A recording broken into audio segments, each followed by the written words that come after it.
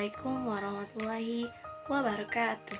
Perkenalkan, nama saya Latifatus Soliha dengan NIM 21021130, Prodi Akuntansi kelas A Institut Manajemen Wiata Indonesia, dengan dosen pemangku yaitu Ibu Darmina Pratiwi Barus, MPD. Di sini saya akan menjelaskan tentang sejarah bahasa Indonesia. Simak baik-baik ya. Hakikat bahasa Indonesia. Sejarah bahasa Indonesia abad ke-7 sampai ke-9. Pada abad ini, bahasa Indonesia dijadikan sebagai wahana komunikasi.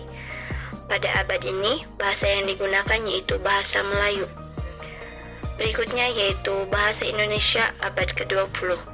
Tahun 1901 tercatat sebagai masa dihasilkan pertama kali ejaan bahasa Melayu berhuruf Latin yang disusun oleh Van Ophuizen 1933. Pujangga baru didirikan sebuah himpunan angkatan sastrawan muda dalam berkreasi yang dipelopori oleh Sultan Takdir Alis Jabana. Kedudukan dan fungsi. Fungsi bahasa Indonesia dibedakan menurut kedudukannya, yaitu sebagai bahasa nasional dan bahasa negara. Hasil ini terdapat pada perumusan Seminar Politik Bahasa Nasional yang diselenggarakan di Jakarta tanggal 25 sampai 28 Februari 1975. Selanjutnya, variasi bahasa Indonesia. Variasi bahasa Indonesia yaitu variasi bahasa lisan dan tulisan, variasi bahasa resmi dan tak resmi, variasi bahasa dialektal, variasi bahasa kaum terpelajar, variasi bahasa bidang khusus, variasi bahasa baku dan tidak baku, variasi bahasa tulis dan baku lisan, dan bahasa Indonesia yang baik dan benar. Berikutnya adalah ejaan yang disempurnakan.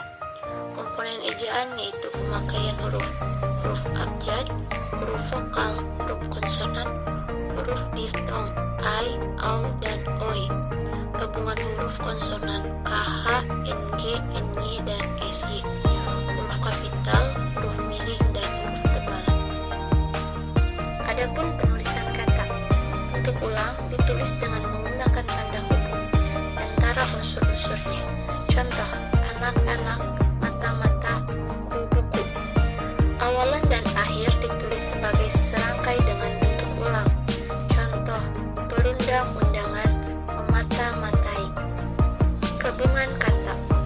Unsur-unsur gabungan kaya yang lazim disebut kata majemuk, ditulis terpisah. Contoh, meja makan. Gabungan kata yang disetarakan sudah padu benar ditulis serangkaian.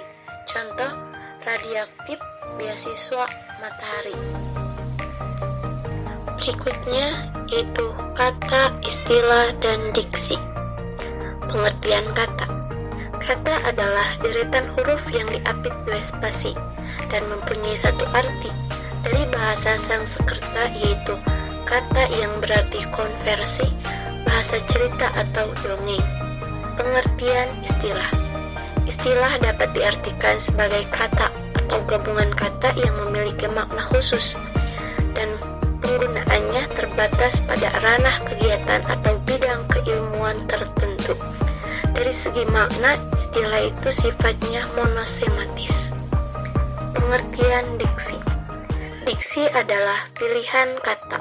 Pilihan kata merupakan kegiatan untuk memilih kata secara tepat dan sesuai dalam pengungkapan maksud dan tujuan kepada penyimak atau pembaca baik secara lisan maupun tulisan. Lalu ada sumber kata. Sumber kata berasal dari bahasa Melayu, bahasa daerah, bahasa asing, bahasa Sanskerta, bahasa Arab, Parsi, dan Tamil, bahasa Belanda, Inggris, dan Portugis, bahasa Cina, Latin, dan Italia. Selanjutnya ada sumber istilah. Sumber istilah berasal dari bahasa Indonesia atau Melayu, bahasa daerah seruput, dan bahasa asing. Selanjutnya ada relasi makna. Relasi makna adalah hubungan antara makna kata yang satu dengan makna kata yang lain, yaitu yang pertama, kesinoniman adalah persamaan kata dengan arti sama atau hampir.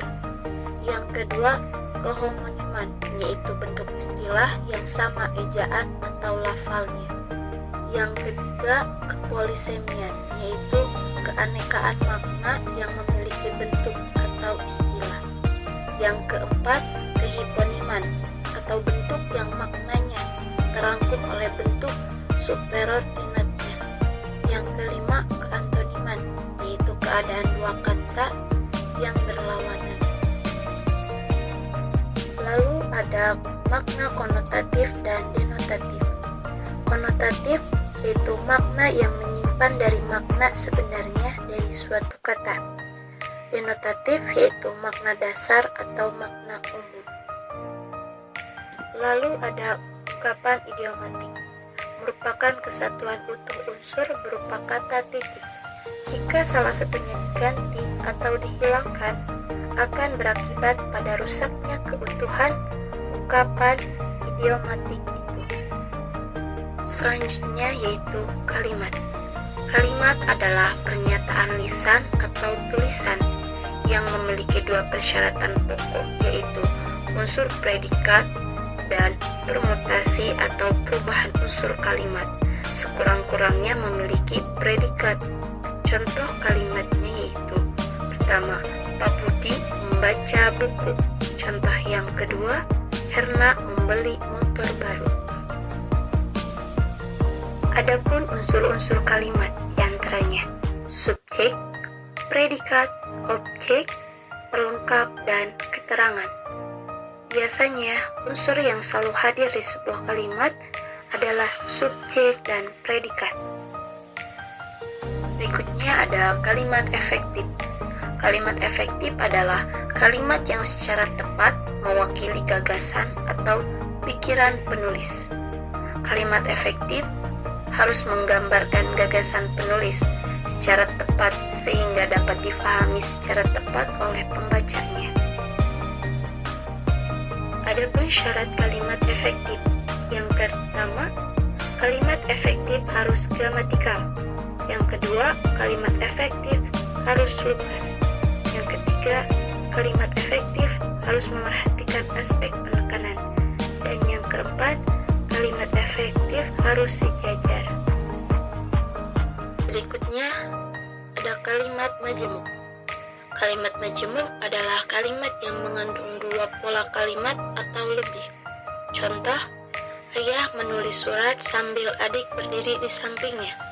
Pola kalimat yang pertama adalah ayah menulis surat, dan kalimat yang kedua adalah adik berdiri di sampingnya. Yang berikutnya yaitu kalimat tunggal. Kalimat tunggal adalah kalimat yang terdiri atas satu klausa. Kalimat ini hanya mempunyai satu subjek dan satu predikat saja.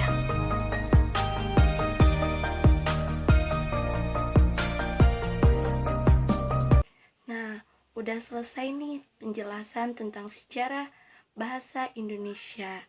Nah, udah paham belum tentang sejarahnya? Semoga udah pada paham ya. Dan semoga video ini bisa bermanfaat buat kalian yang belum tahu tentang sejarah bahasa Indonesia. Nah, sebelum video ini ditutup, jangan lupa like, comment, and subscribe, oke? Bye!